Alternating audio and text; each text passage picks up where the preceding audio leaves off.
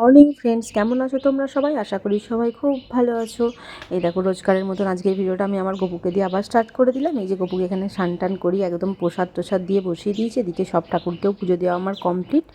আজকে একটু খুব ভোরবেলা উঠেছি, কেননা আজকে একটা বিশেষ দিন। আজকে হচ্ছে শ্রাবণ মাসের লাস্ট সোমবার, তাই জন্য বাড়িতে সব পুজো টুজো কমপ্লিট করে একদম সুন্দর করে শিবেরও পুজো করে নিয়েছে। যে বাবা লোকনাথ সব কিছু করে আজকে আমি যাব একটা অনেক বড় কাজ করতে।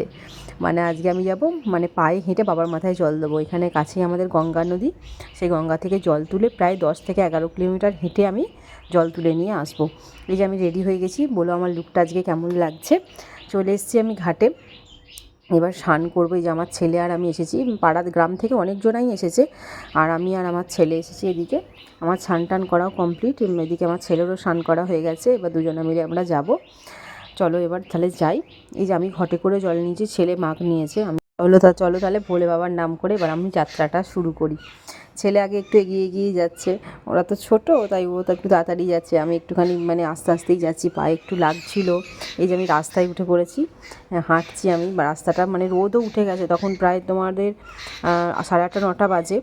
ভালোই রোদ উঠে গেছে, সকালের রোদে রাস্তা বেশ গরম হতে শুরু করে দিয়েছে। প্রায় 2.5 থেকে 3 ঘন্টা হাঁটতে হবে, তারপরে আমি পৌঁছাতে পারবো। এই যে আমার পাশাপাশি আরেকজন আমাদের গ্রামেরই জল নিয়ে আসছে। চলো তাহলে যাই ভোলে বাবার নাম করে। কষ্ট হচ্ছিল খুবই, পায়ে লাগছিল, পায়ের মানে বাড়ি এসে পায়ে ফোসকাও পড়ে গেছে, কিন্তু ভালোও লাগছিল। কোনো দিন তো এই কাজটা করিনি, কোনো ইচ্ছা ছিল খুবই যে এরকম বাবার মাথায় হেঁটে হেঁটে জল দেবো, কিন্তু কোনো দিনই পারিনি। এই যে চলে এসেছি বলতে বলতে আমাদের বাবার তলায়। আজকে প্রচণ্ড ভিড় হয়েছিল, জানো তো, মানে কি বলবো, অস্বাভাবিক ভিড় যাকে বলে। আমার আগেও অনেকে জল ঢেলে চলে গেছে, এই যে এসে একটু বসে আছি, কারণ মুখ চোখ আমার রোদে একদম লাল হয়ে গেছে। এখন যখন এসে পৌঁছায় প্রায় তখন 10টা মতন বাজে। এবারে যাবো বাবার তলায় পুজো দিতে। এই যে চলো তাহলে পুজোটা দিয়ে নিই। এই যে ছেলে আর আমি দাঁড়িয়ে আছি জল ঢালবো বলে, আরও অনেকে আছে ভেতরে।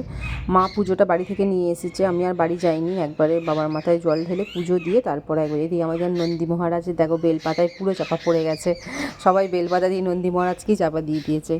চলো তাহলে এবার জলটা ঢেলে নিই। এদিকে আমি এখানে দাঁড়িয়ে লাইন দিয়েছি, ছেলের পরে আমি ঢালবো এবার জল বাবার মাথায়।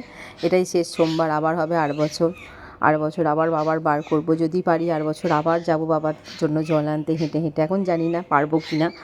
ওকে বলেইছিলাম আমাদের গ্রামে কোনো শিব মন্দির ছিল না, এই শিব মন্দিরটা নতুন হয়েছে, বছরখানেক হলো। হওয়ার পরেই যে এত ভিড় আর এত যে ভালো লাগে মানে বলার বাইরে, খুবই ভালো লাগে। এই যে মা জল ঢালছে, তারপরে আমি জল ঢালবো।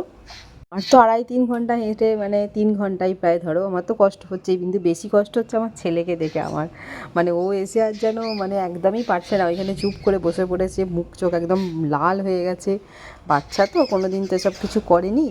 আমি যাবো বলেছি, আমার সাথে বলছে চলো মা আমিও তাহলে তোমার সাথে যাবো। তাহলে চ, দেখি কতটা কি পারিস।